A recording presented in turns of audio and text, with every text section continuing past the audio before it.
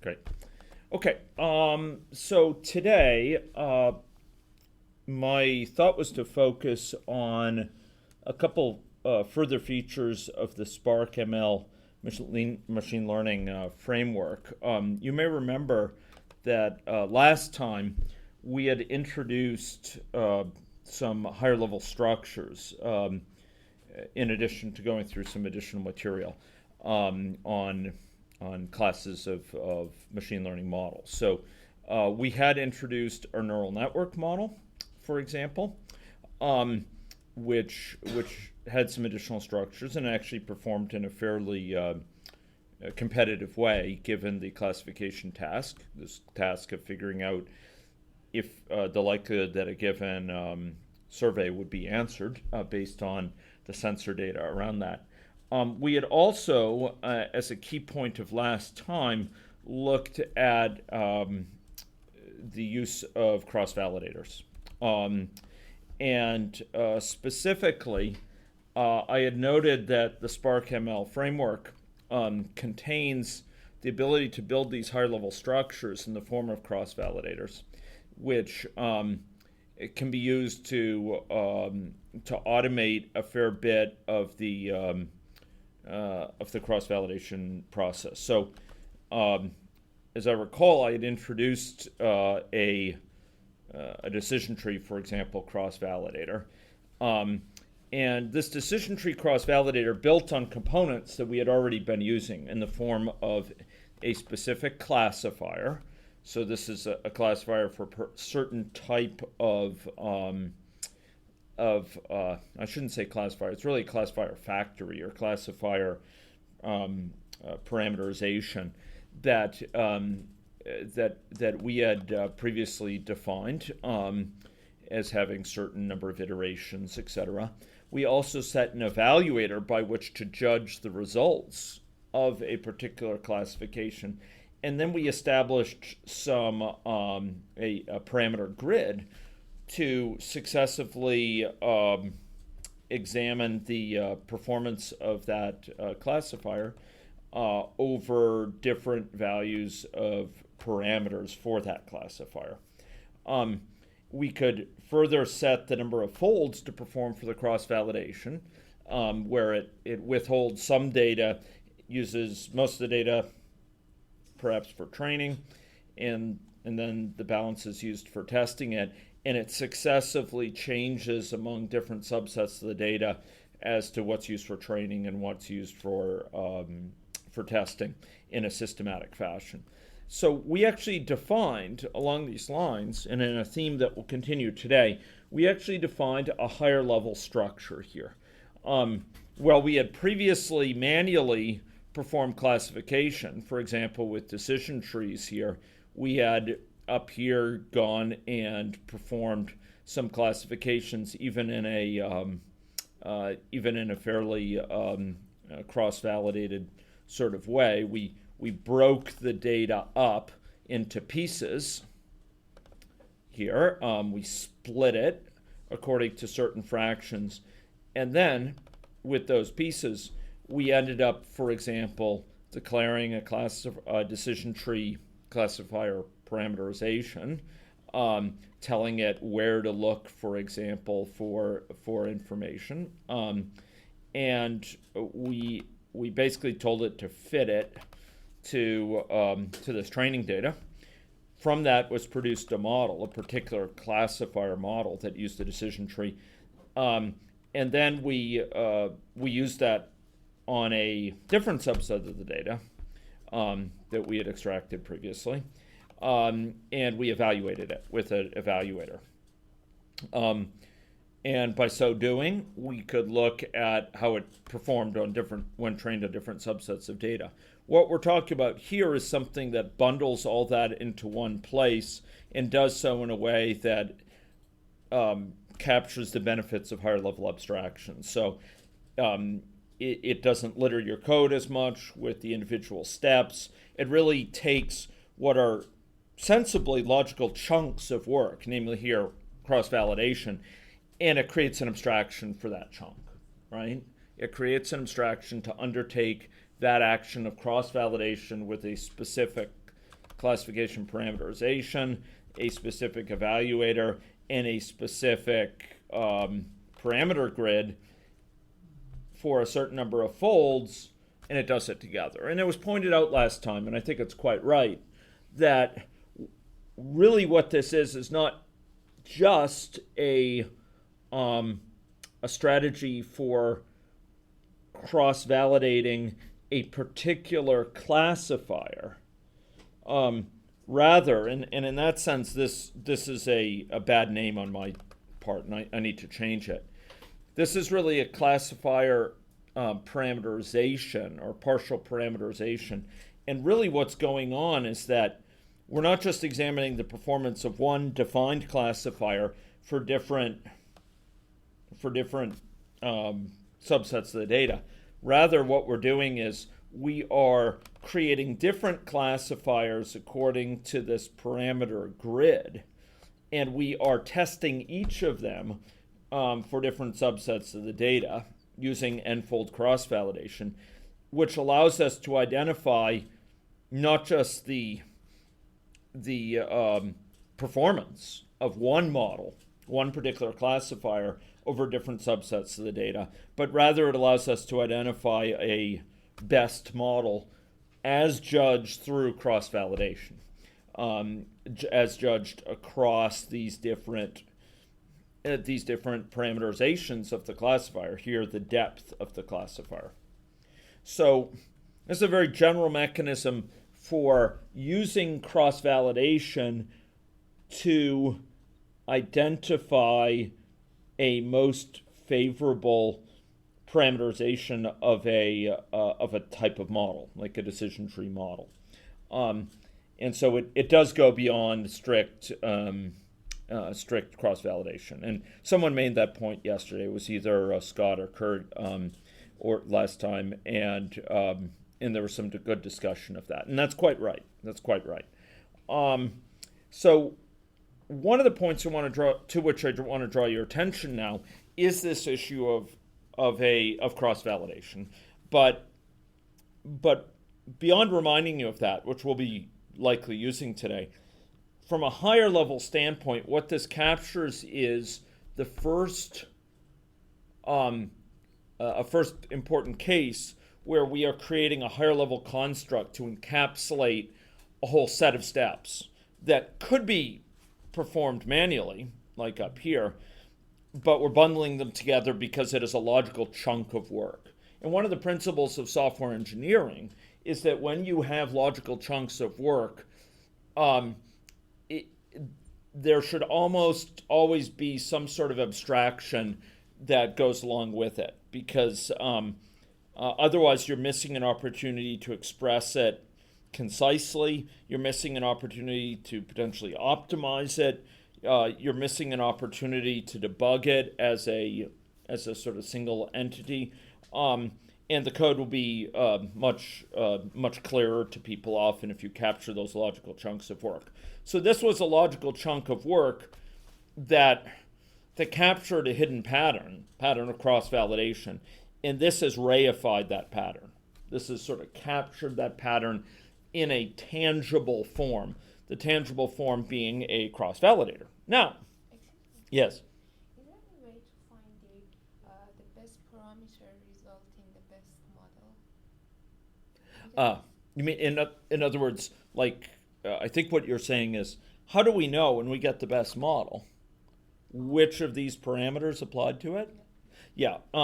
So the good news is there is. And if we look at the model that comes out of this, and to lower the risks to me, I'm going to, it seems that I'm connected right now, but I'm going to actually plug in, and that will also ensure a fatter pipe connection here. Okay, so here it is. So that model that we get, that best model, that actually encodes within it which of these apply, what its depth is. So we're gonna go over here, and I am going to go over to CMPT 898 here, and I will do a screen minus ls so I can reattach. Okay, so this is the screen with the greatest antiquity. Okay, there we go. So we're back in the saddle here. Can you scale it a bit? Um, Like move the monitor up and to the right just a touch. On the other screen, we don't see the bottom. oh, yeah. Thank you for the feedback. So you're saying move it up. Right there.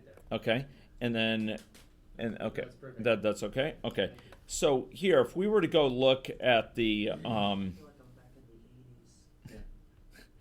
Sorry, and just green text on a black background. My Throw me. place. Sorry?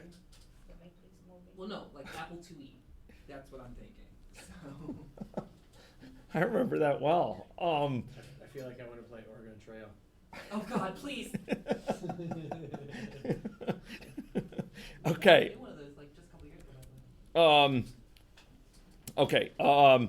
So actually, I haven't seen what described this. There's actually a way in many of these. I think it's explain. Explain. You can actually. Okay, that's interesting. That tells where it comes from. You can actually get it to characterize the model. To explain sort of the parameterization. I think it's like explain parameters or something like that. It's Extract parameter map. no, the extract parameter map tells you sort of what Have the metrics. parameters are. No, it's another one. It may only be specific to logistic regression though. So maybe you can look up explain though. Yeah. So I think. Certainly we could do it through extract parameter map, but I think we can do it through another mechanism here. Explode. Okay, I think we're gonna. No, we don't want that. Okay, we want to extract parameter map. So, is it extract, Kurt? Parent dot extract param map. Okay, parent dot Extract. extract. Oh, it's not there. Okay. Oh, this one was the crossfield validation, right? This was the cross validation results, yeah. So maybe this is getting to Anahita's. Oh wait, of course. You want to go to best model. Best. Hey. Give me a sec. I thought it was best model. Yeah, it is for the decision. Oh, tree of course. best Wait, model. I'm all confused. Flummoxed. Okay, yeah, no, I was grabbing the data frame from it, not the Right, model, right. not the results. Okay, here are the results. Let's go see there. What's Explain param. coming out of there? Yes, is it explain params? Yes, exactly. Explain params. So this one will actually give you some explanation of the params, right?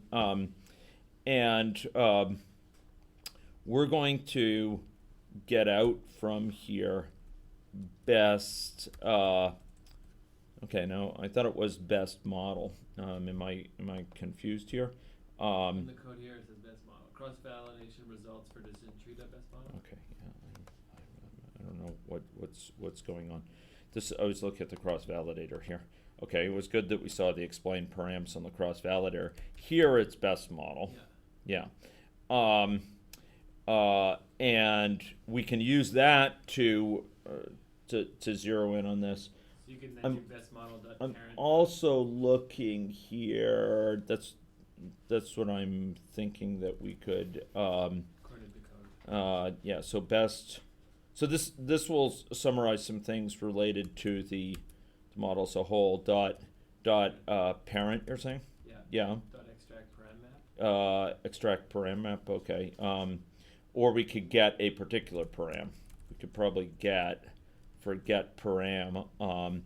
No, we can get the name of the param, which is something like max depth. Is that right?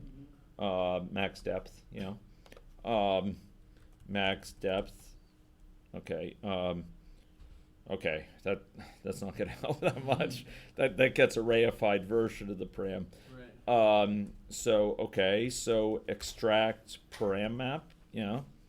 Okay, max depth Yeah, 7. So we see this values. Yeah, so this is the one that was extracted. So this is specific to the best model. I do wonder also, is there a way directly, yeah, from the best model? There we go. Yeah. That's weird. So we don't even have to go to the parent. We could just do it directly from here. So this has the set of characterizations of the best model that was identified in the process of, that was best identified through the process of cross-validation. Okay? Yeah. Okay. Okay. Great.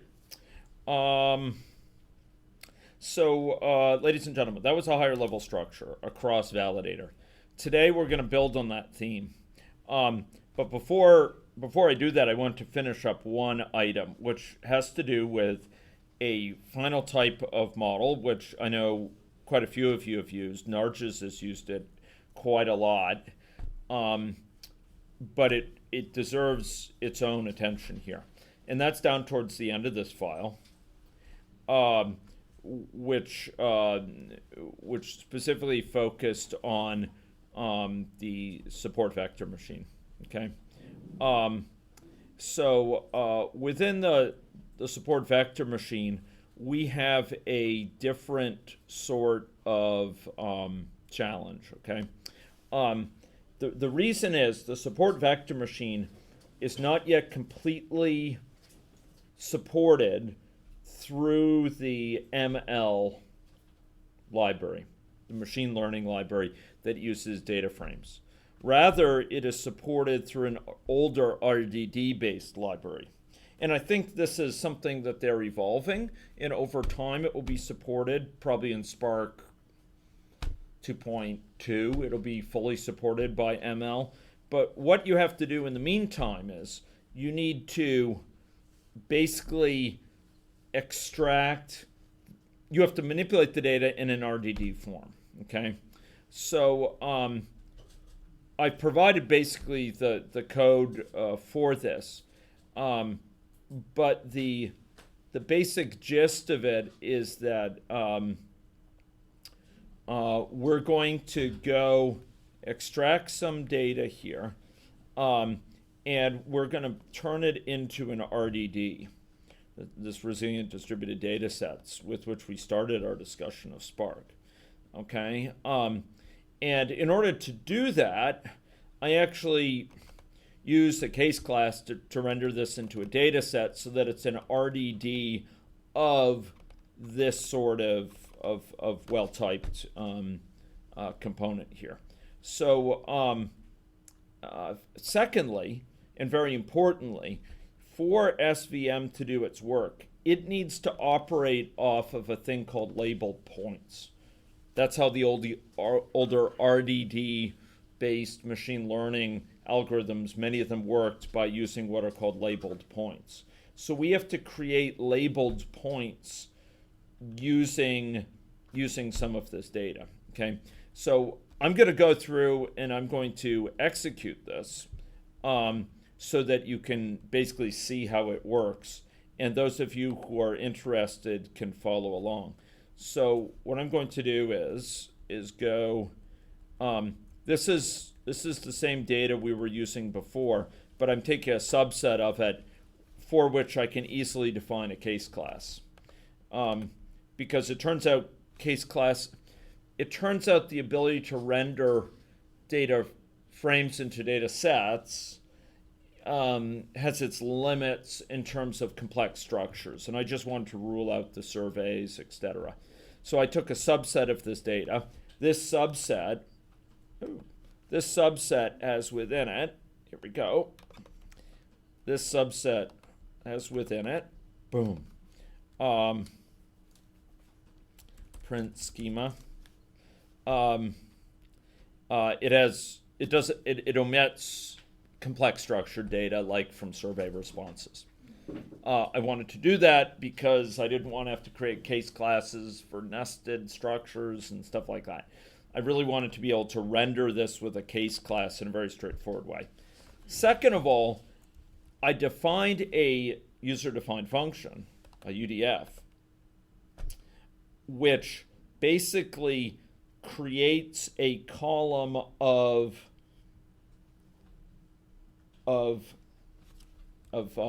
labeled points. Okay, so it's going to take a set of columns, and it's going to create a vector out of those columns, and so this is the feature vector here, activity, orientation, mag, gyroscope, mag, and each of these orientations, and from that, so that's going to be the feature vector, and then we're going to label it based on an indication of whether or not the question was answered. Okay, and this has to be, for a labeled point, to be used by the SVM, it needs to be a Boolean, a double precision value, 0 or 1. So was answered numeric, and that all gets bundled up into a labeled point. Okay, so we created a labeled point, or this knows how to create a labeled point from a whole bunch of columns of features and a column having to do with the labels, okay, whether it was answered or not. It's probably a better way to do that by just having it work on an underlying column that's Boolean, and then render it into double, but that's how I did it there. Next, we basically add a thing called labeled point, a column called labeled point here, which basically provides the name of the column of labeled points that we just created. So this thing that results, it has all of these things here, but it also has a labeled point column, which has the points we just constructed with the UDF. So here we're providing the UDF with each of these columns, and out of it is going to come this column of labeled points. Okay, so here we go, print schema, and here's our labeled points. It's a struct, it is a double label, and a vector of features. Okay, why are we doing that? We're doing that because SVM, machine learning tool provided through Spark, which uses the older RDD framework, needs this. Yes, Scott. Yeah. How does the support vector machine algorithm work? It's not one we were actually showing in class. Support vector machines? Yeah. Basically so it turns out it's a rather complex thing to explain in full, but the basic gist of it is, at a simplest level, what it relies on is the ability to create hyperplane to separate. So by hyperplane, I don't mean a plane that's really excited. I mean a plane that it's an n-dimensional plane. So if you have n dimensions of data, it creates a plane through that to try to separate one set of category A from category B. And it tries to find the plane that in some sense is the best separator between the two. But that's just the start. That's the core idea. But beyond that, what it's doing actually is it is using a nonlinear mapping of points to basically map them in ways that will allow them to be easily separated in this fashion. So you're having a nonlinear mapping that will actually allow you to create a straight plane that will cut them. Yes. Interesting. Yes, and I think the nonlinear mapping goes on in a higher dimensional space than the actual separation goes on. The straight plane is not in the normal data dimensions. Correct. When you say straight plane, it's like That's in this higher dimensional mapping. yes, that's 'Cause then when that's you, my when understanding. You carry it Yes, down, it's that's this right. wiggly line that goes through. the That's data. right. Yeah. That's right. I think there's a nonlinear mapping which goes on from the dimensionality of the data to this higher dimensional space, and then the plane is imposed in that higher dimensional space to try to separate the two. So in effect, so an example of this, a very simple example is that we could take data, we could do a log-log transform on it, find a straight line in the log-log plane that would actually separate the data and then translate that back into the real world. Something like that, but it takes care of the transformations Right. itself. Right. I'm just. Yeah. That's a straightforward example. And Narges has used this very successfully for some classification tasks as a technique for classifying things like smoking versus non-smoking behavior, and it makes use of the nonlinear mapping and the hyperplane separator. Okay, it's a popular technique, like well, even more. It's very much a computational technique rather than a statistical technique. There's not a lot of Bayesian statistics behind it. There's very little. In fact, maybe none. But it has a mathematical, it has a geometric interpretation that is a sensible one. Like artificial neural networks,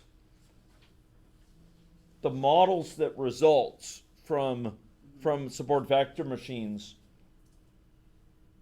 often they don't lend themselves to really easy physical interpretation. It's more of a kind of, let's see what works. Right. And there's not a lot of great insight that comes out of the model structure as to why it works. And this is in contrast to something like Bayes nets or naive Bayes is the most simple form. Or I would even argue, even compared to hidden Markov models, right, you can actually get a lot of insight out of sort of, the nature of the space and the problem by using a lot of Bayesian techniques, where a lot of these algorithmic techniques, it's kind of, we'll throw it at the wall, we'll see what sticks, and we'll go with that. And is it? I mean, yeah. Could you see it as a higher dimensional, or is it something like, sort of like using linear programming in a higher dimensional space? I'm not aware of any connection. It's a great idea. I'm not aware of any connection between them. Okay. It's possible at a deep mathematical level there is something, but I would need to go review the mathematics, etc. No problem. Okay. Sorry to derail the class. No. It's good. Okay, so no, I appreciate these comments. Okay, so ladies and gentlemen, what we're going to do is we're going to, on the basis of a case class here, and I don't know that I defined the case class yet. We're going to define a case class. Boom.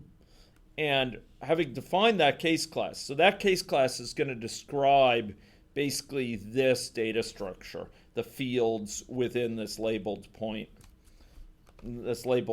structure that came out of this one with this labeled point. So you may remember just a few minutes ago we did print schema here. See this? And here's these labeled points down here. Yeah. So we're defining a case class that incorporates those.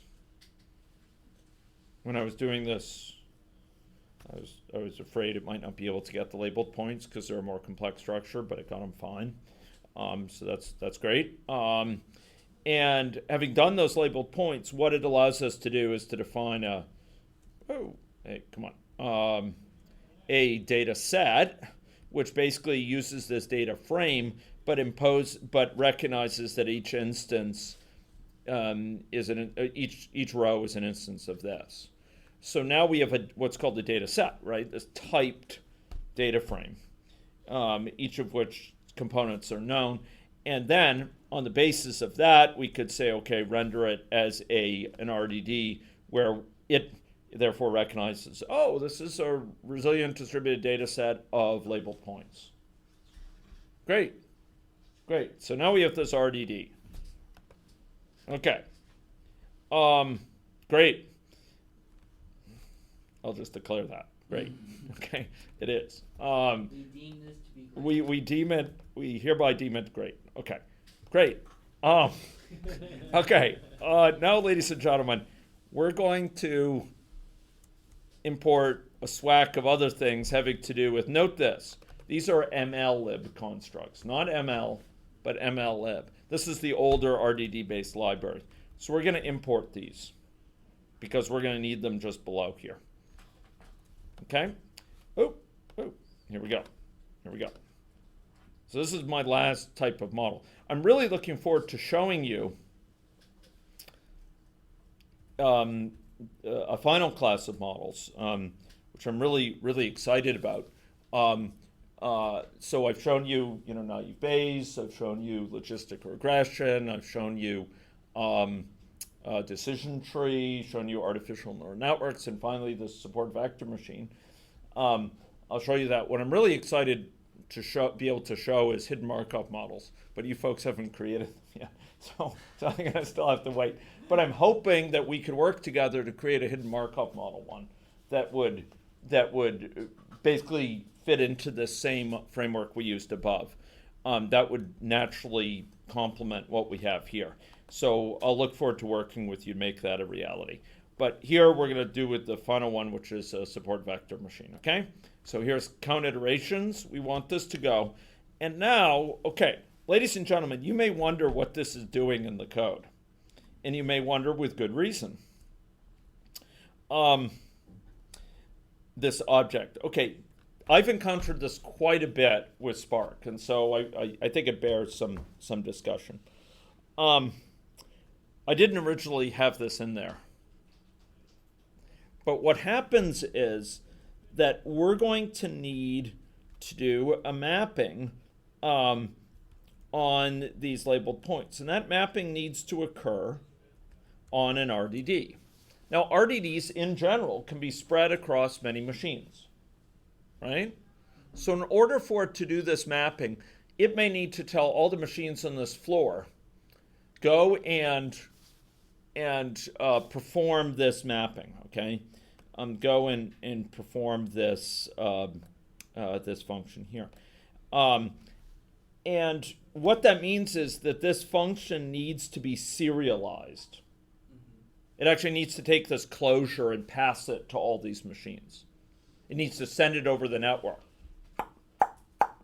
Just like that. Yeah, exactly. It needs to send it over the network to each of these machines. Now, that's all well and good, except that if this closure has something to which it refers that is not defined in it, it's what we call a free variable. It points outside of it. It's an external dependency. Then it needs to somehow carry that along with it. Okay? And it turns out that if you try to do that, well, we could actually imagine doing this right now. I'm going to pretend that this thing isn't here, okay? I'm going to do something that I'm going to undo in a minute, okay? I'm just going to go like this. Okay? Here we go. I'm going to pretend that we don't have this surrounding structure. And I'm going to say val svm model. So here we're going to create, we imported this, and it's going to actually train it on our data sets, okay? And this may take a bit of time. We'll get her going. Okay. Here we are. So here. What if you define it as a lazy val instead of wrapping it into an object? That's a really interesting idea. I think what would happen is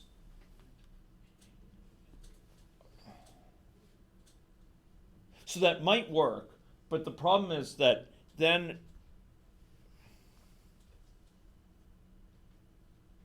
that might be suitable. I was going to say then all that computation gets wrapped up in what's distributed to all those machines, but right now it would be distributed across all the machines as well. So maybe that's not a bad thing. I think that's a brilliant idea. I'd like to try it. Okay, here we go. Okay, so ladies and gentlemen, this SVM model was trained. Notice what would this be called in the ML library? Fit. We'd get a model out. But here it's train, out we get a model. Let's go check out the model. I would think that you prefer to use Here's train as the function name than fit. It's weird. Yeah, except as we'll see, there's this big distinction between what's called an estimator and what's called a transformer in the ML framework. And fitting is viewed as a type of estimation. You're estimating a model. Okay. Because the machine learning Yeah. community would use training to discuss this. I think so. You know, I think so. it's Yeah. a little weird. Yeah. Okay. So I'm going to say this clear threshold. I actually don't remember exactly why I put that in there. Okay, now what I'm going to do is I'm going to try to do this.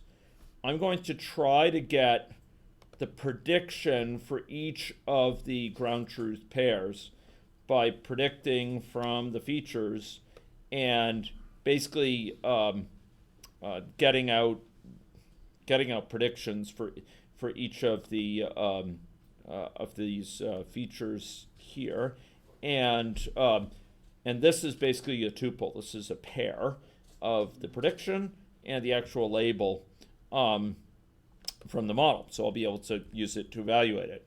The MLlib didn't have as nice a framework for evaluators. So here we're gonna go, and let's try what happens. It's an unhappy camper. Now, if we went and we looked, and unfortunately, we can't easily do this here in this environment via SSH. But basically, what's going to happen is it's having problems in serialization. It's going to say it can't serialize. Okay, and what that means is, in concrete terms, to give an intuition, it is having problems passing this closure to potentially other machines, to the mechanism that would do that, because it is referring to this thing here. And it thinks, oh, I've got to bring all the data, surrounding data structure that surrounds this to it. And that data structure includes basically all the other elements of the Spark context, which, because this is defined in Spark context. Now, as normal, as is not atypical for him, as is common for him, Aiden had a brilliant idea. Okay, so let's try this. Its brilliance will soon be determined. The magnitude of its brilliance will still be determined. I think it's a wonderful idea, even if it happens to be killed, slain by an ugly fact. As Calvin and Hobbes note, Huxley said that first. And So now you're doing the two string, and so now it's calculating it, whereas before it calculated it right away.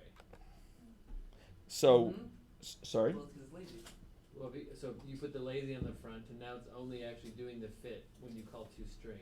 That's correct, which kind of defeats what Auden was hoping to do. What he was hoping to do is to actually not do this, to just have it be lazy all the way through.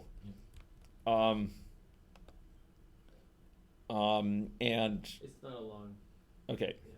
okay. So let's try this again. The degree, the magnitude of the brilliance has not been. Oh, it's doing it for that. Yeah. Oh man. Okay. Now the question is. Oh, look at that. Oh yeah. No, it looks like we have to do that. So it's a wonderful idea, but it has not been fully explicated. It's hampered Okay. by an ugly fact.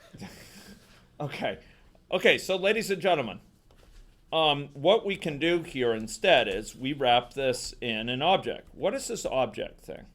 Does anyone remember? The It. You want to delete lazy? Oh, thank you.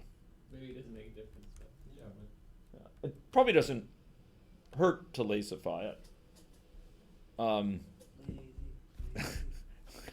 Okay. So, ladies and gentlemen, why do we wrap it in an object? Why is that a cure for our ills? Well, because then you can pass the object. Well, yeah, the object is a singleton. Right. And it's not encumbered by all the other data that lives here that would have to be passed. I mean, when this SVM model lived in this entire environment, it's trying to pass all these things in the environment. Here, it's a much cleaner situation. It just needs to pass the state of this object, which consists of basically no state to bring along. Yes. I guess I don't quite understand, because SVM model should be this immutable value, and you should be able to just, in my head, you should be able to just pass it along as you would an object. Like, it's just this immutable value, and it's a promise to do a calculation. It's a calculation that's actually resulted, but it's immutable, so you should be able to just distribute it across in computers, because you're not changing it. I don't quite understand the reasoning. Yeah, it's an interesting point. I think because I think if this thing, okay, I think when we had this like this,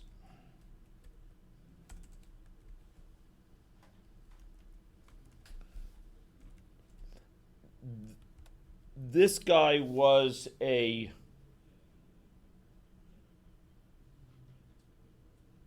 okay, so I don't fully believe what I'm about to say, but I'm trying to evolve working hypothesis. My working hypothesis, on which I'm not totally convinced, is that this is basically a field of the surrounding class, okay?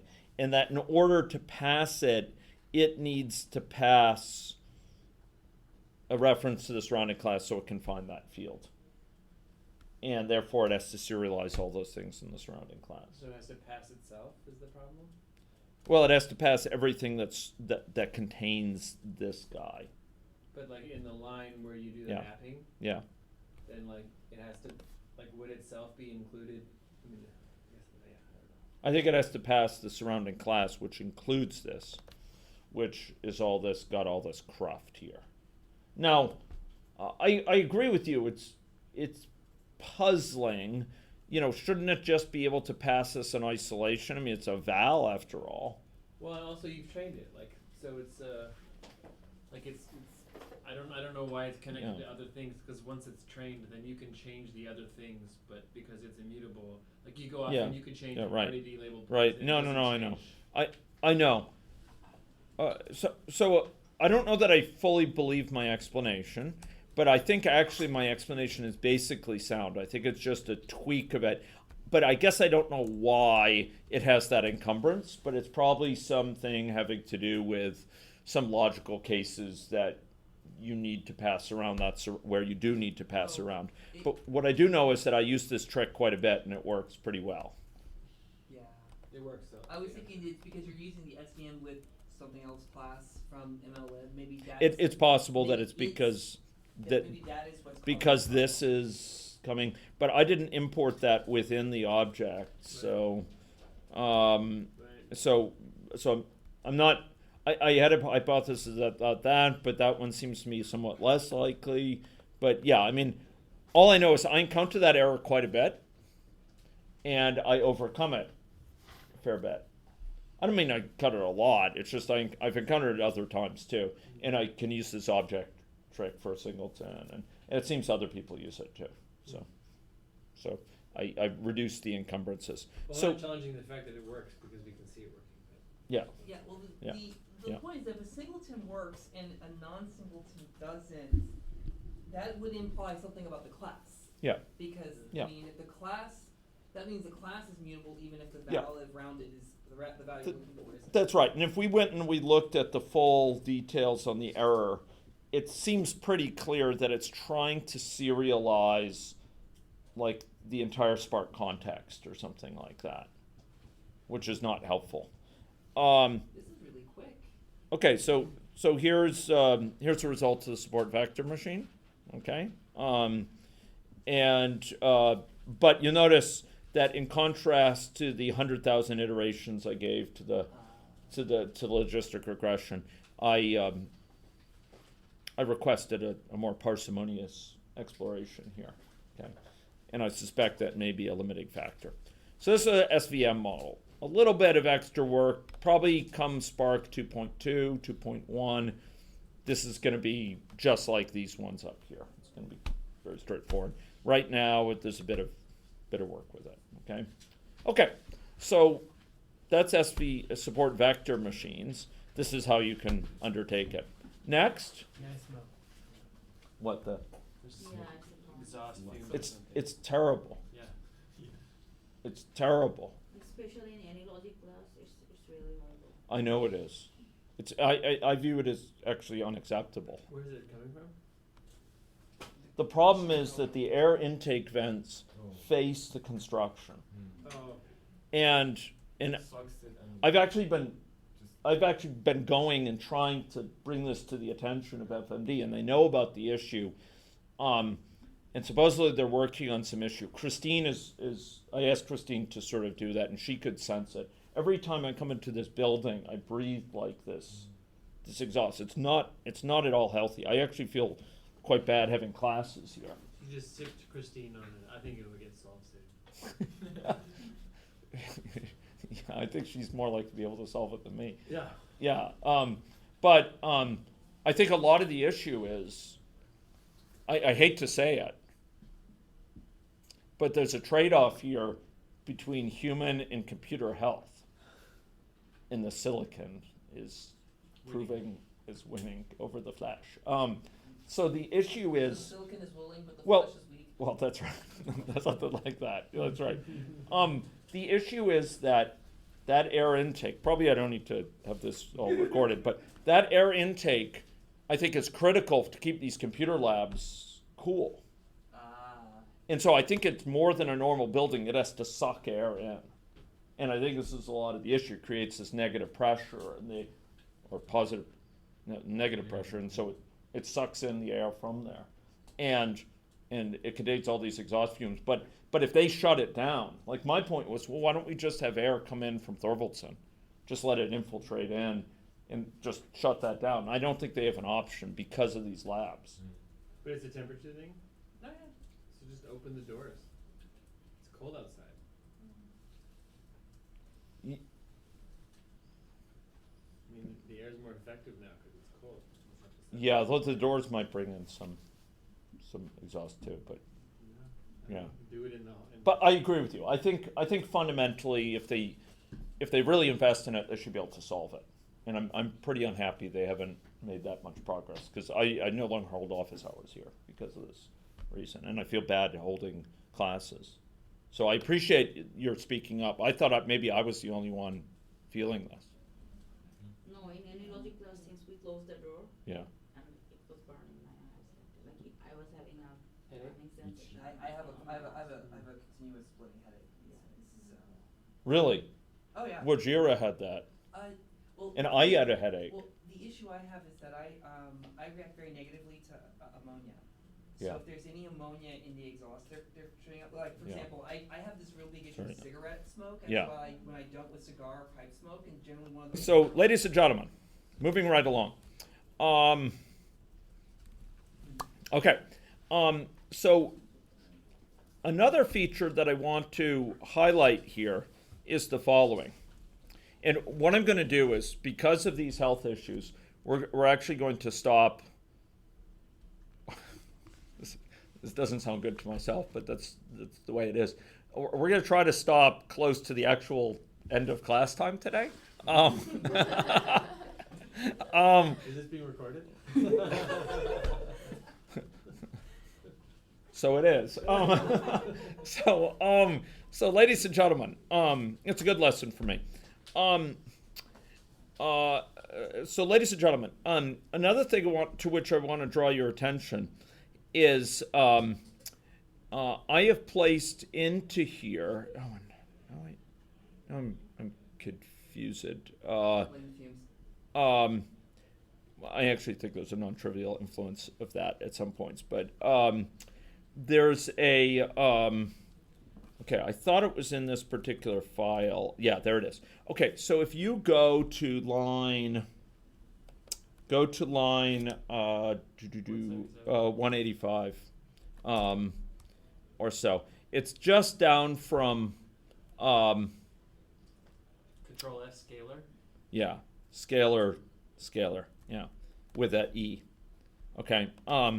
What I've done is I've used the opportunity also to show that there's a bunch of features in Spark that are Spark ML library that are extremely helpful for scaling. And this gets us into this topic, which will carry us through the next non-class.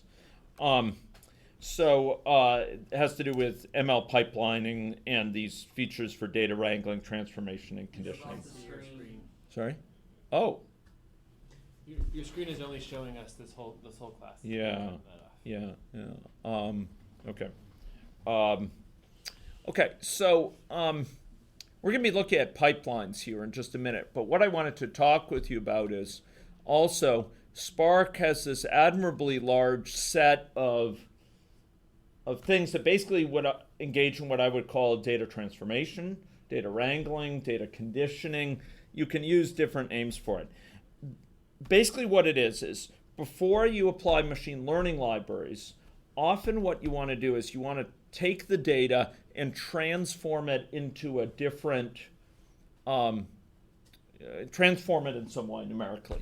So for example, you might want to scale it so that it's centered.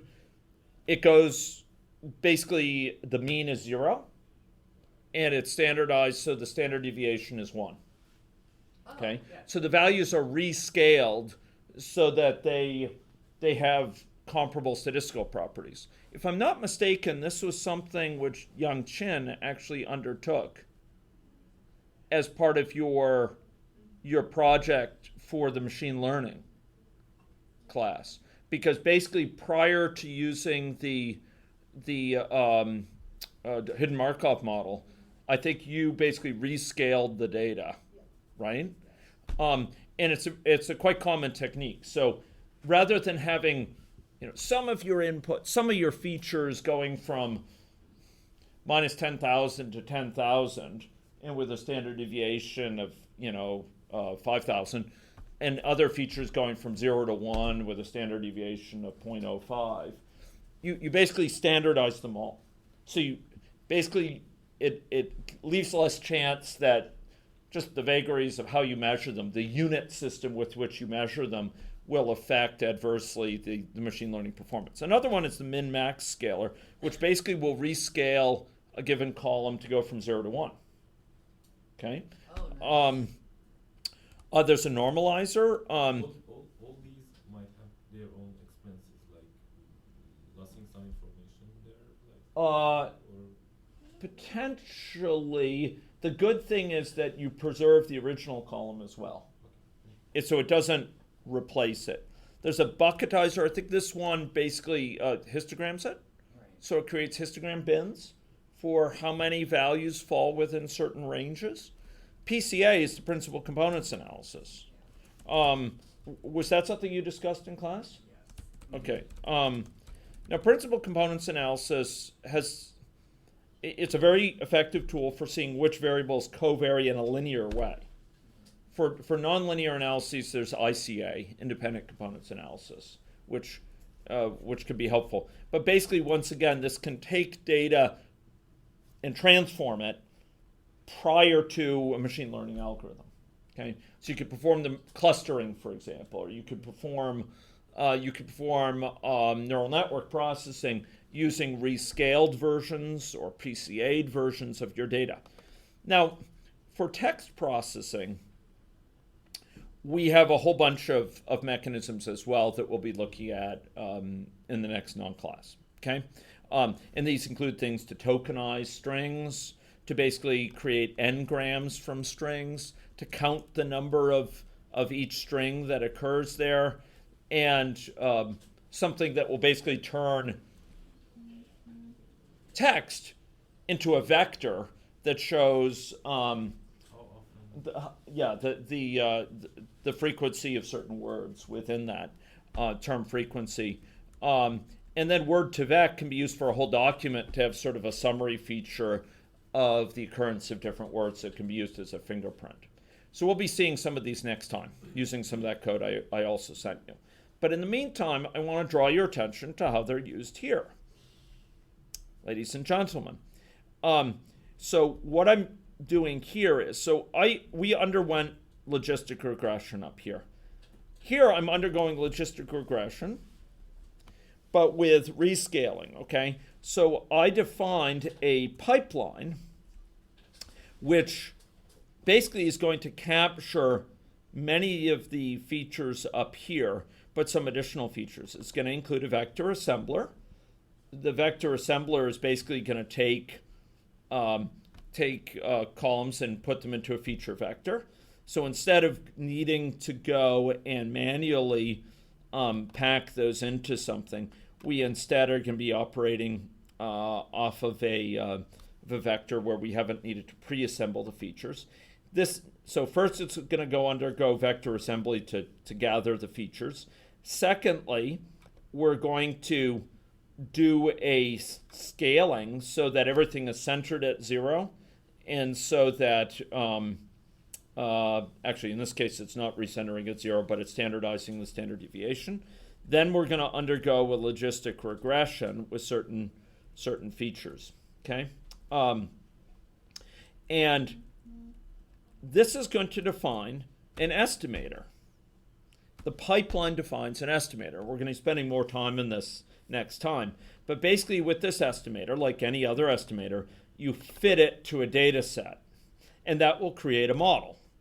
But the model that comes out of this is not resulting directly from application of that model, of this logistic regression to this data frame. Rather, it's performing each of these tasks in sequence.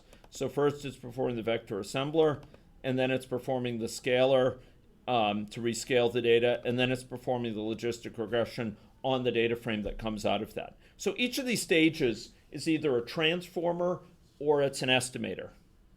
If it's a transformer, it just is going to take whatever data frame comes into it, apply to it, and yield the data frame out. If it's an estimator, ladies and gentlemen, what's going to come out is a model. So this last one is an estimator here, okay? This last one is an estimator for estimating a model coming out of that, and that's why this model results from it. So here out comes a model. You could say, well, that's kind of nice. You know, we can perform all these steps together, and later we'll see pipelines with additional steps, where maybe it reads data from a place, it tokenizes it, it judges the term frequency in it, it takes n-grams of it, it passes it to a machine learning algorithm, and all those get done at once, okay? Well, get done successively in this pipeline. But that's just one of the benefits of these pipelines. The other benefit of the pipeline is that the same steps will occur when we're testing with the pipeline. So let's make that clear. So you'll notice that the same pipeline here that's fit using this, it yields a model, and that model remembers the pipeline. So that model knows the full set of steps that are required to go from the original data to get the model. And what that means is when you apply the model that came out of this pipeline, it's not merely a logistic regression model in its traditional form. Rather, this model knows how to perform a vector assembler, knows how to perform to add a features column using that, and to rescale the data, and then to apply a logistic regression. So here, we're applying it to a data frame that has no labeled features. And it's going to label the features, it's going to rescale them, and it's going to perform logistic regression on the results. And that's what's going to yield this one. So the pipeline provides a way of ensuring, among other features, it provides a way of ensuring that when you fit a model based on a stage of pre-processing of the data, several stages of data wrangling and conditioning, that when you transform subsequent data, when you apply that model to certain data, that all of those stages are included in the same parameterization in the same way. So it provides a way, in short, of testing, of training and testing the data using the exact same pipeline and encapsulating that in a pipeline. So that, far from being just a logistic regression model that every time you apply, you have to go through these steps explicitly, every time you apply that logistic regression model, it knows how to perform the full set of preceding steps. Okay? So that's an ML pipeline. And as the air quality degrades yet further, I will now declare this session of the class finished. Woo! I think we have set a record. Okay. I emailed. Those look like FMD folks. I think Christine's already on the case. I think I emailed her and she said, I'm contacting our FMD rep right now. There's